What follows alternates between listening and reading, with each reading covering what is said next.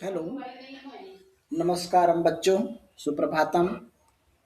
हम पढ़ाने जा रहे हैं प्रेरणा। प्रेरणा जैसे कोई आता है प्रेरणा कहानी लिखने के लिए, तो आप लिखना प्रेरणा कहानी से क्या शिक्षा मिलती है। तो इस पाठ को समझिए। तो एक छोटी सी घटना किस प्रकार मानव को प्रेरणा प्रदान करती है, इसका सजीव उदाहरण है प्रस्तुत कथा प्रेरणा। इस कथा में बंग प्रदेश का एक श्रेष्ठ विद्वान बोप देव के बाल्यकाल की एक घटना का वर्णन है। श्री बोपदेव अपने शिक्षा काल में मंदबुद्धि छात्र थे। एक दिन कुएं के पास की चट्टान पर प्रतिदिन घड़ा रखने के कारण बने गड्ढे को देखकर उनके मन में विचार आया कि यदि कठोर पत्थर पर गड्ढा बन सकता है तो मैं क्यों परिश्रम एवं अभ्यास के द्वारा अपने मस्तिष्क को सबल नहीं बना सकता। इसके अंतर उन्होंने इस विचार को कार्य रूप में परिणित कर दिखाया और श्रेष्ठ विद्वान के रूप में ख्याति अर्जित की। इस प्रकार इस कहानी को लिख सकते हैं। शिक्षा प्राप्त कर सक मतलब इस पाठ से हमको क्या शिक्षा मिलती है, तो एक कहानी के माध्यम से प्रेरणा कहानी को बता रहा हूँ मैं। जब तक कोई विषय ठीक तरह से समझ में ना आए उसको स्मरण करना कठिन होता है।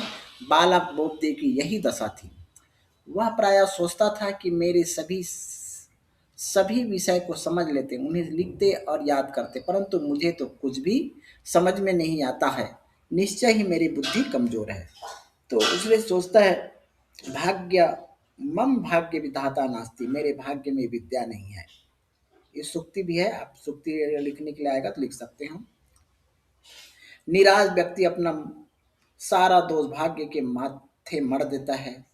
भोपदेव ने भी ऐसे ही किया। जब उसे किसी कारणवश पाठ्य विषय समझने में कठिनाई होने लगी तो उसने मन मान लिया कि मेरे भाग्य में विद्या पढ़ना लिखना नहीं लिखा है, किंतु वास्तविक यह नहीं है। परिश्रम से सब संभव है।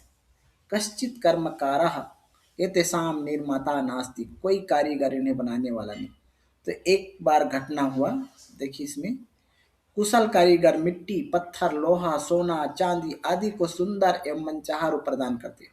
अतः बोपदेव ने सोचा कि शिला पर इन गड्ढों को भी किसी कारीगर ने बनाया होगा। जैसे कुएं के पास ही शिला पर पत्थर पर जो गड्ढे बने थे वे प्रतिदिन घड़ों के रखने में स्वतः बन गए थे।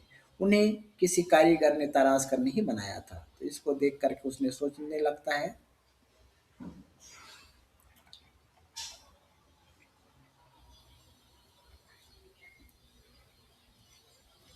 पत्थर की चट्टान की तुलना में मिट्टी की घड़ा तो बहुत ही कोमल होता है और जरा सी ठोकर से टूट जाता है, किंतु उसी कोमल मिट्टी के घड़े को जब बार बार पत्थर के चट्टान पर रखा जाता है तो शिला पर भी गड्ढे पड़ जाते हैं।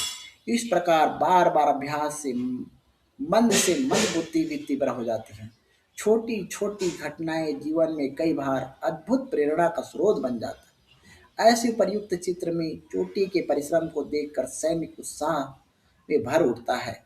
कुशाग्र बुद्धि किसी विषय को पढ़कर या सुनकर कुछ लोग तुरंत समझ लेते हैं और अपने शब्दों में अभिव्यक्त कर सकते हैं। ऐसे लोगों को कुशाग्र बुद्धि कहा जाता है।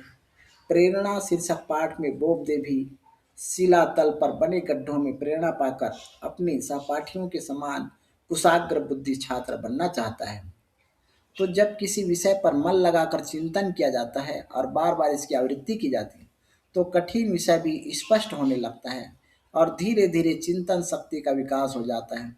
तो छात्र ध्यानपूर्वक पढ़ने लिखने सोचकर याद करने तथा अन्य साथियों के साथ उस पर चर्चा करने में अपनी बुद्धि का विकास कर सकते हैं। तो इस प्रकार से ये कहानी है।